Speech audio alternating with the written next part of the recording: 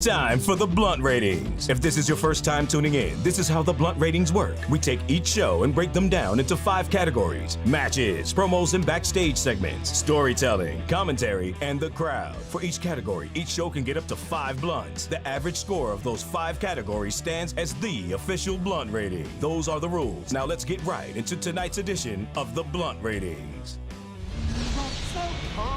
We want the smoke. Talk to him. We want the smoke. We want the smoke. Come on, John. What's going on, ladies and gentlemen? It's your boy, Mr. HD, back with another episode of the Blunt Ratings. Close this window real quick. What's going on? Let me take care of this real quick. I know y'all.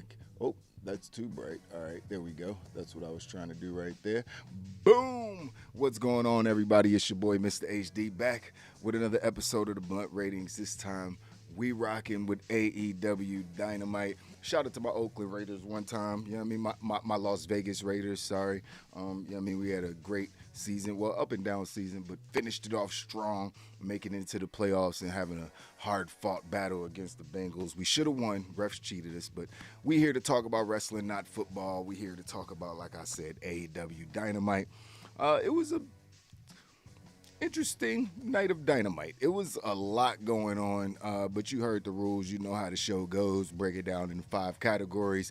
We do our review shows a little different over here. So break the shows down into 5 categories like you heard in the intro, and we will be starting with promos and backstage segments, which there was a shitload of last night on Dynamite.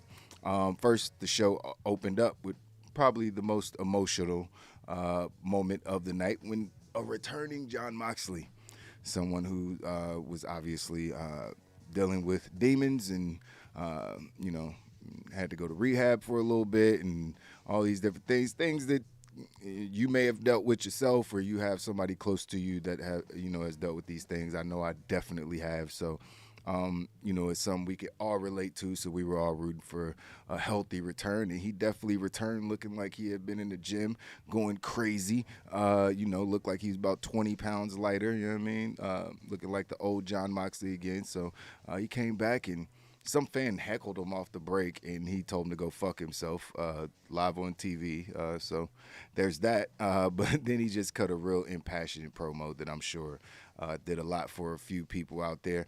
Or maybe a lot of people out there, because, the promo was basically just talking about how everybody has demons and we all go through shit and it's okay to have issues and figure them out, you know what I mean? And especially when you're doing good, that's when you think, the demons are going to leave you or leave you alone, like, oh, you got it figured out, but that's not actually how they work, you know what I mean? That's when they go into OT mode, and they really try to drag you down. So he gave a really inspirational promo or speech or whatever you want to call it about dealing with your demons and how to overcome those. So it was real good stuff by Jon Moxley at the end of it.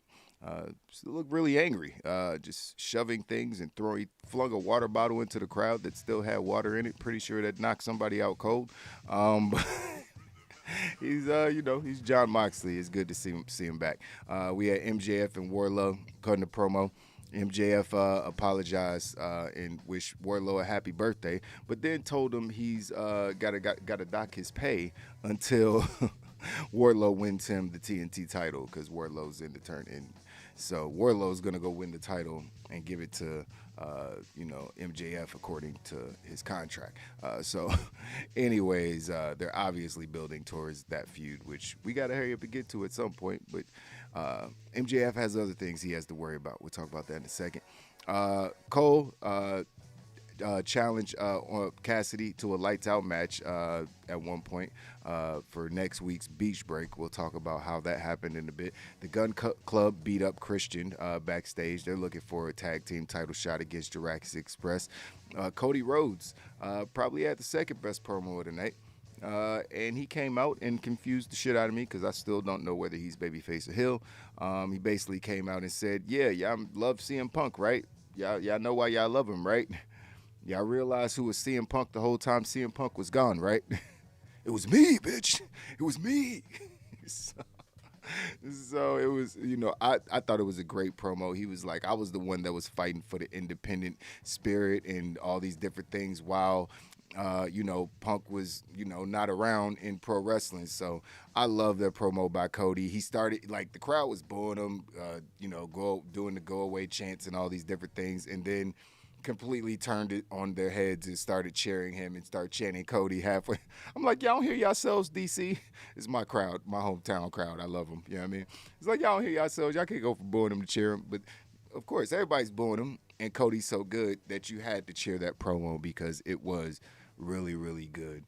He challenged Sammy to a Razor Ramon HBK style ladder match where they going to hang both of their TNT championships up high above the ladder, and they're gonna climb to the top, and whoever grabs them becomes the official TNT champion. So I like the story, everything. We'll get into storytelling in a minute, but great promo by Cody Rhodes. Jay Cargill and Anna Jay did a backstage interview segment that was super stiff. They both look stiff, like. Yeah, no need to even talk about it. Jay Cargill needs a lot of work in a lot of different ways, but I love her. So hopefully she gets it done. Pac threatened the blacks, and I don't mean that he went all racist on us. That is not what I meant Aleister Black and Brody King, who are the House of the Black Cards. I don't fucking know. They got a long paragraph as a name now. But Lance Archer and Adam Page had a promo package and then ended up fighting at one point. Lots of forearms. It's like mad forearms in that little brawl. But Dan Lambert came out and was with Lambert. Well, Dan Lambert came out. It was with Jake the Snake and Lance Archer, which was kind of weird. Didn't understand how that was happening, but it's happening. They're together. He was also with Ethan and Scorpio I guess is a henchman now because Ethan was talking about having a singles fight against John Moxley, so he's gonna die soon. Then what else happened? Dante Martin and Matt Sydal had a promo battle with Team Taz. It was stiff as well, but I mean Dante Martin is good, so I like him. But the rest of it was a little bit stiff. Layla Hirsch beat up Statlander in Red Velvet. She's a little pit bull. She's like a little female Kurt Angle out there. So she just got tired of their bullshit and beat them up. And Matt Hardy sold part of the HFO to Andrade, so now he's president of the HFO. So there's that. Don't care. But promos were okay for the night. There was two really, really good ones, a couple stiff ones, then some okay ones. But Cody and Moxley definitely, and MJF on the lower level, you know what I mean? But, MJF's the best stick man they got probably right now. Yeah, I would still say that, even with Punk in the company.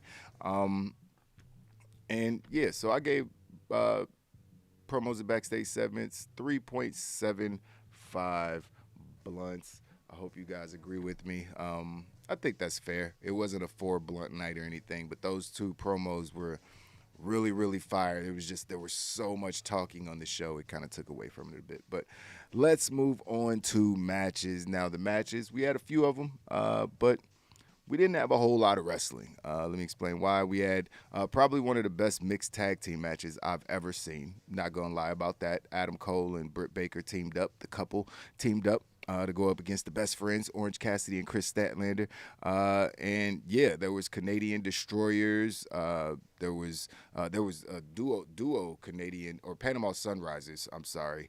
There was dual Panama Sunrises, and Orange Cassidy was, he kicked Britt Baker a bunch of times, very gently, and it is only Orange Cassidy could do. Chris Statlander did a beautiful 450 splash onto Adam Cole and Britt Baker because she was about to do it on Britt. Then Adam was like, no, that jumped on top of his girl, and then it just made it worse because she just squashed both of them. So it's like, you didn't help Adam, but that they ended up getting the win because fucking Britt got knocked through a table by Orange Cassidy on accident, and Adam Cole snapped and punched him in the dick and then hit him with the boom and got the 1, 2, 3. So really good mixed tag team match. I think Edge and Miz and the ladies have some work to do to stand up to that one. That's probably why they did it. CM Punk defeated Shawn Spears in 5 seconds. Okay, so time for CM Punk and MJF, right? We're not doing that next week, I don't think. I don't know why, but okay. So, like I said earlier, the Kings of the Black Throne is their name. They killed the Varsity Blondes with the Dante's Inferno, which is basically just a power slam.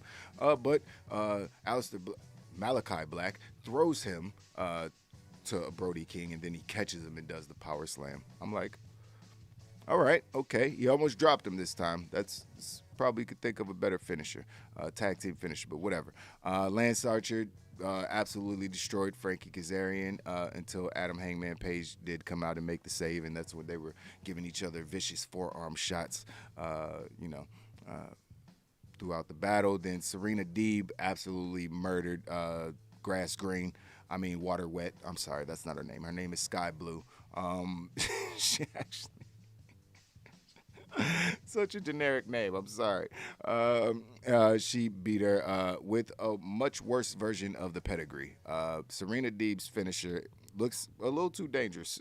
The pedigree is bad enough. You're locking someone's arms in and smashing their face on the ground. But I feel like they have some control. She twists their arms behind. So now their arms are in pain as well as their face being smashed into the ground. It's definitely a worse looking pedigree, and by worse I mean better. So shout out to Serena Deeb. I love what she's doing right now. And the Acclaim in the main event went up against Darby and Sting. Sting tried to kill himself a couple times along with Max Caster because he did a dive off the stage onto a table onto Max Caster, but Max Caster wasn't even on the table. He was leaning over the table. So Sting splashed the back of his neck. And I was like, wait a minute. Was that planned? I don't know if that's how that was supposed to go, but that's how it went. So there's that. I'm just really glad he was in position to not get hurt. But like I said, the matches weren't really anything. The mixed tag match was my favorite match of the night. The rest of the matches were squash matches. CM Punk won in 5 seconds. Serena Deeb won in a squash. Lance Archer squashed Frankie Kazarian. Kings of the Black Throne squash Varsity, but it was all squash matches. And then you had the main event, which was pretty fun. It was a fun match. Sting and Darby are a good tag team, and these guys work really good together. Sting is 63, my guys. He's 60-something years old doing dives off the stage onto tables and not looking he doesn't look like Ricochet or anything, but he doesn't look like a 63-year-old dude out there, except for those times he's hunched over trying to catch his breath for 5 minutes. I was like, get the man off camera. Why are you just showing him trying to catch his breath? He's sitting over there hunched over, clearly looking gassed. But I gave the matches for AEW Dynamite 2.5 blunts. I think it was a one-match show, and it was the first match of the night. The main event added a little bit to it, but it was mostly a lot of talking on Dynamite last night. So 2.5 blunts for matches. Oh, let me hit the button. Boom, there we go. So yeah, now let's get into storytelling. A lot of talking, so there's a lot of stories being told.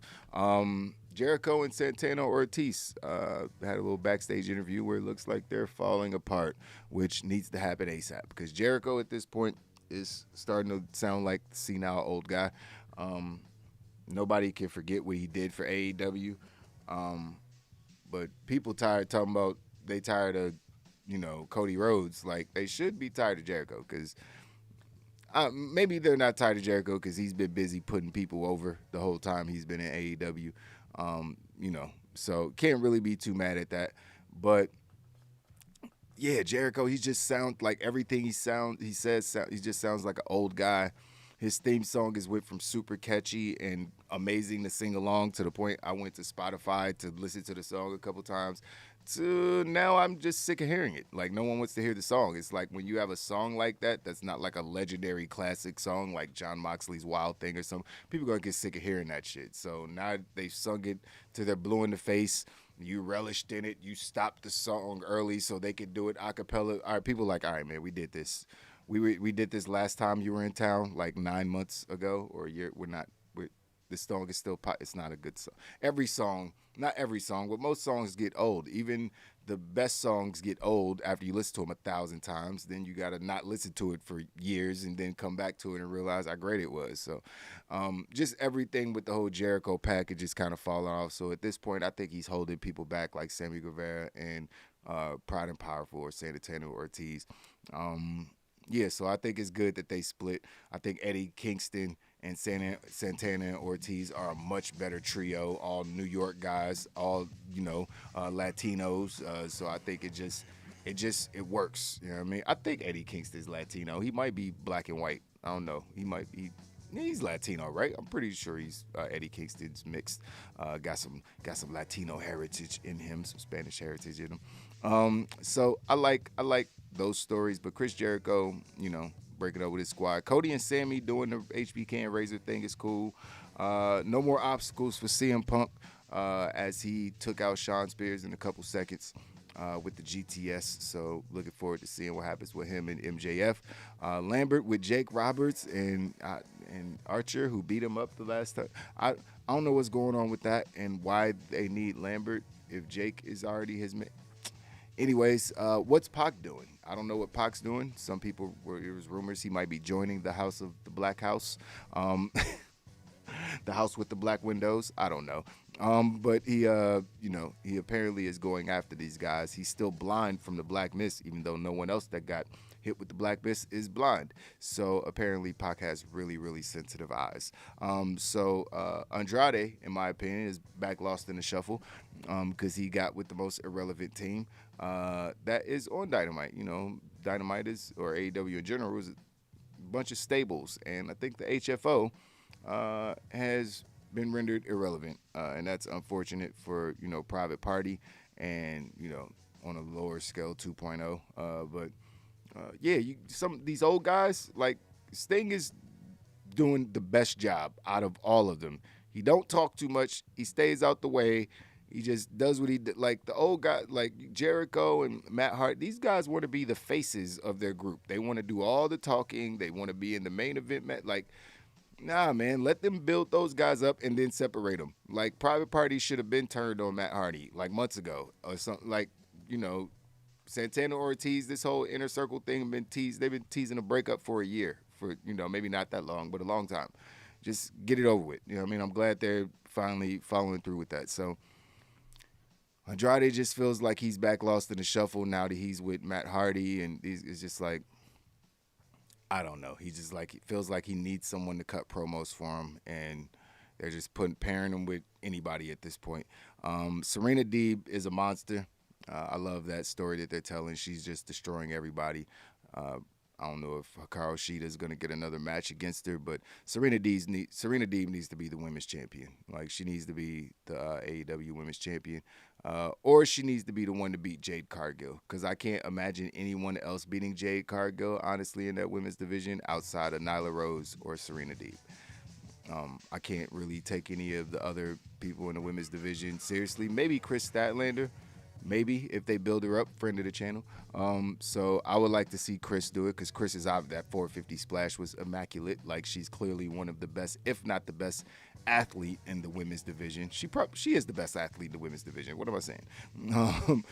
Jade Cargill is probably second, but I don't see Jade Cargill doing no 450 splashes. You know what I mean? So it's just a different body type, different type of wrestler. So And she's green as fuck. So Chris Statlander obviously has a lot more experience than someone like Jade Cargill. So the women's division has some potential, obviously, with Britt at the top, Hikaru Shida. Wish they still had Big Swole around, obviously. I'm going to talk about that in a second.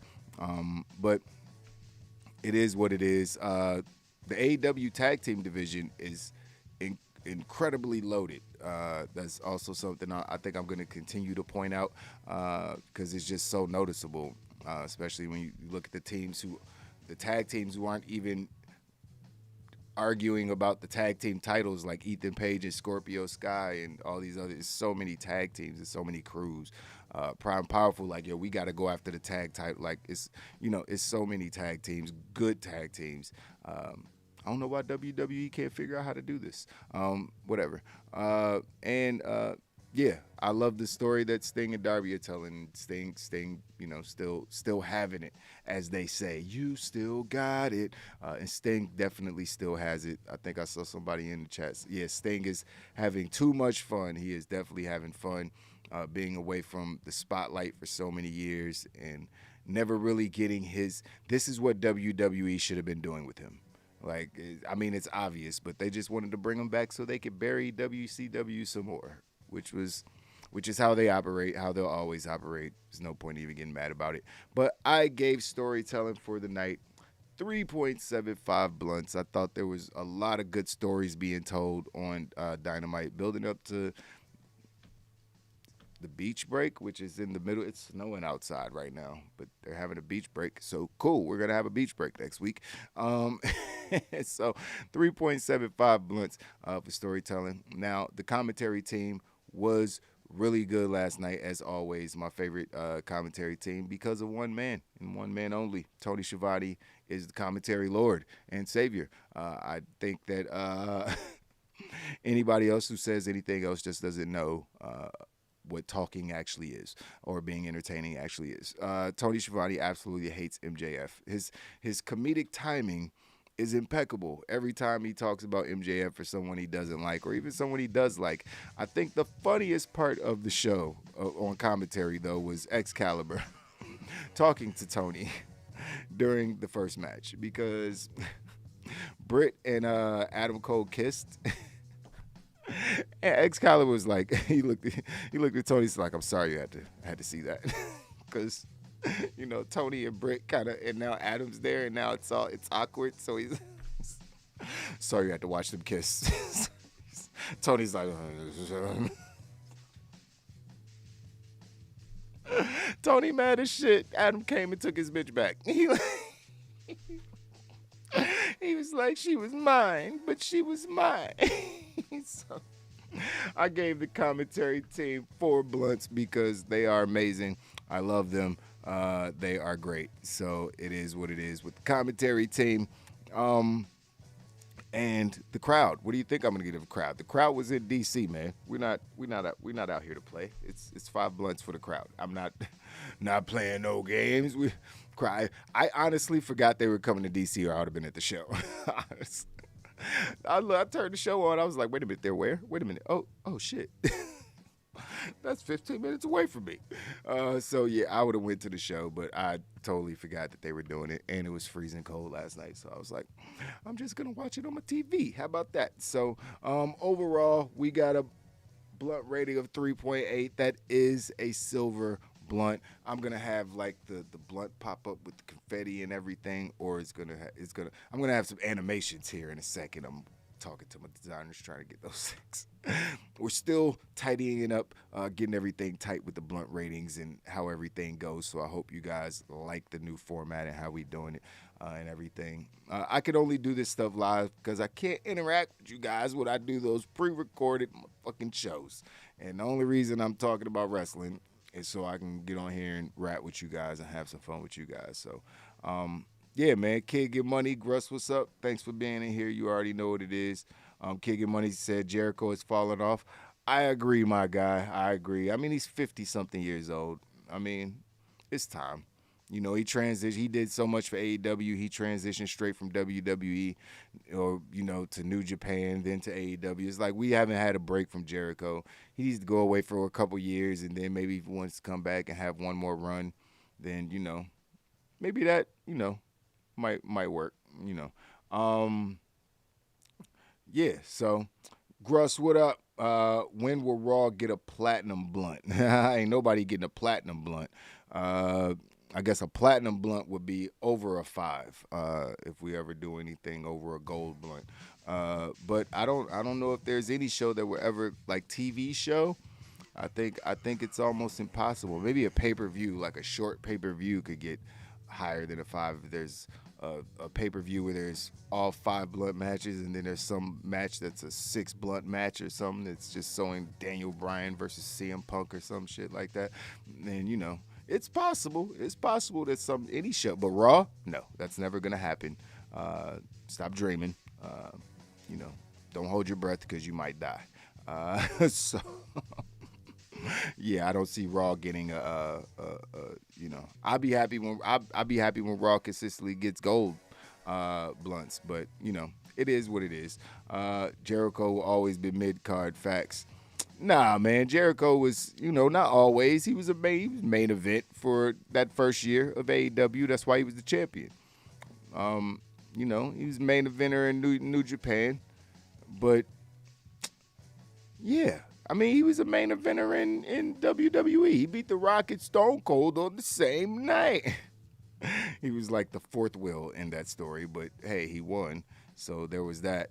But, he's had his moments, but he is more of a, he's more of a mid-card guy. And his wrestling right now is not the best. Like, he pulls off the moonsault, the lion salt, and you're just happy. You're just like, okay, he did it. Whew, okay. Didn't break his neck. All right, we got through one more.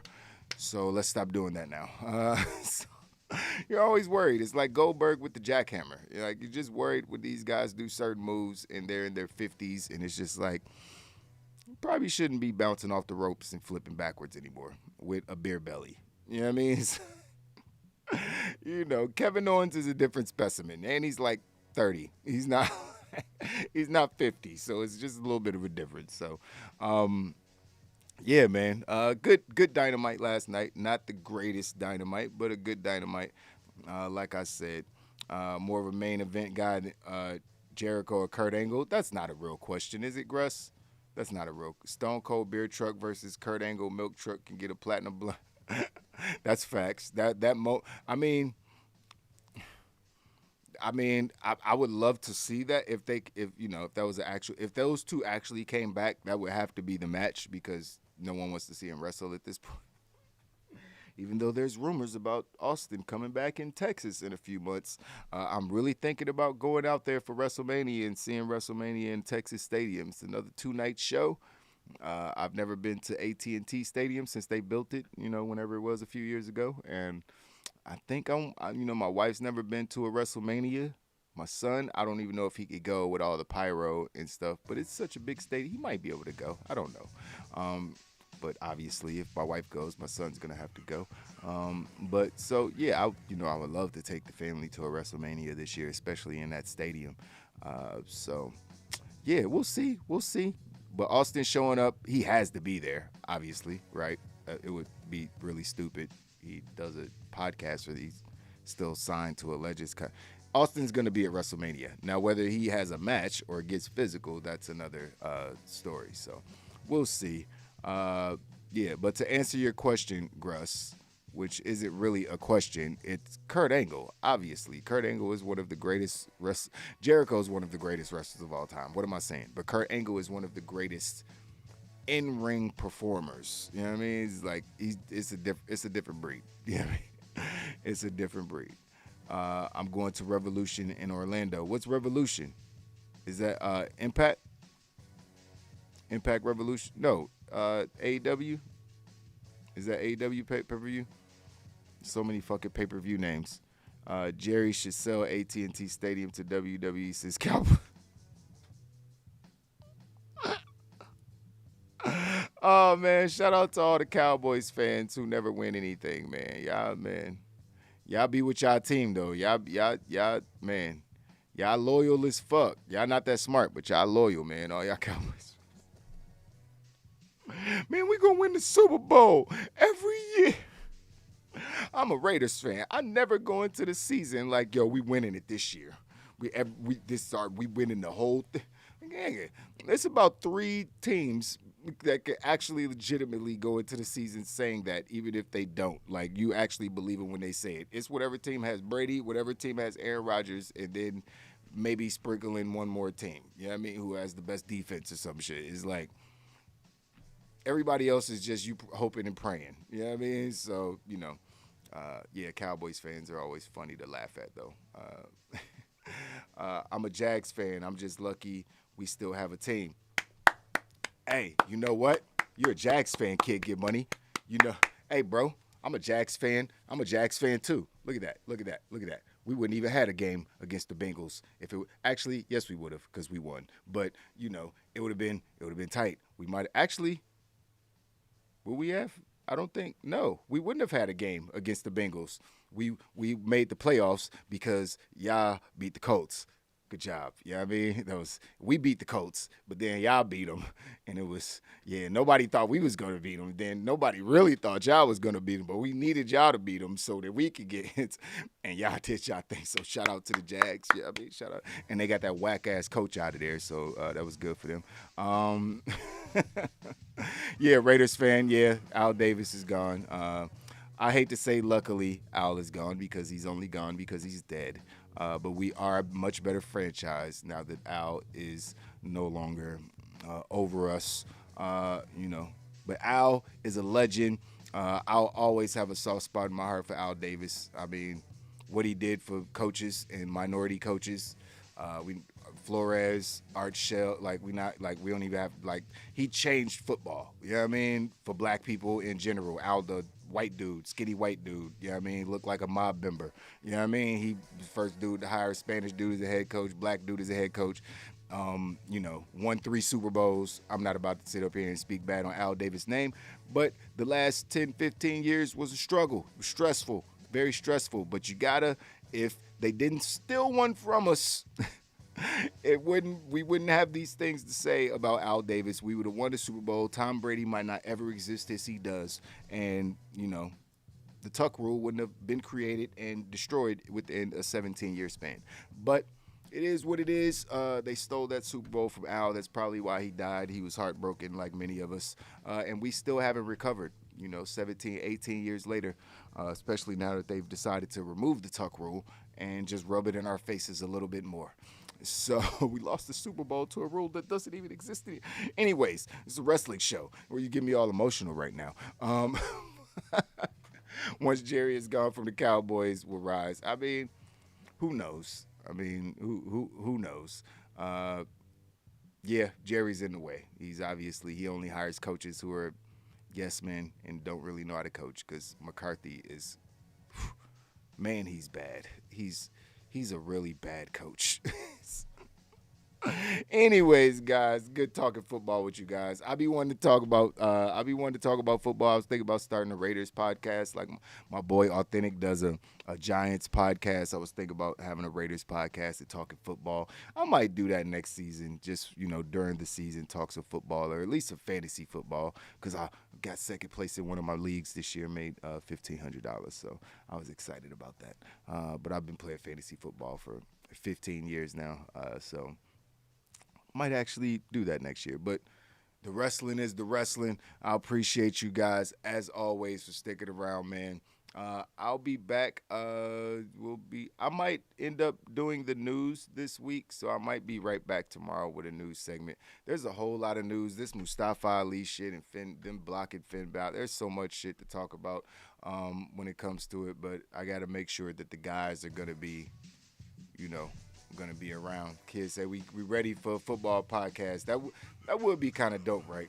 Like I'm not like the numbers breakdown guy. You know what I mean? It's like I'm like I'll pull up stats and stuff, but I would have that's like you gotta do your homework when you do those football shows. You gotta do your homework. You gotta sound like I know what I'm talking about, but you gotta prove that you gotta back up everything what you say with some kind of some kind of information, some factual information, as they say, some stats. You know what I mean? So it's a little bit more work doing those type of shows, but they are fun, and I fucking love football. It's my favorite sport. So, you know, maybe.